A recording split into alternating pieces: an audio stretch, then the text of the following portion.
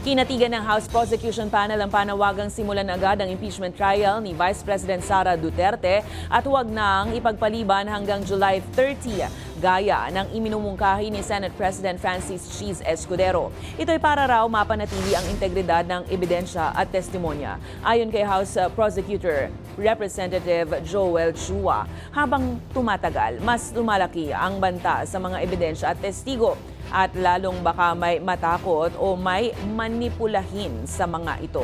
Dagdag ni Chua, posibleng maharap sa mas maraming legal na usapin kung hahantong pa ito sa 20th Congress. Kaya naman planong ipahayag na nila sa Senado ang kanilang pangamba sa timeline.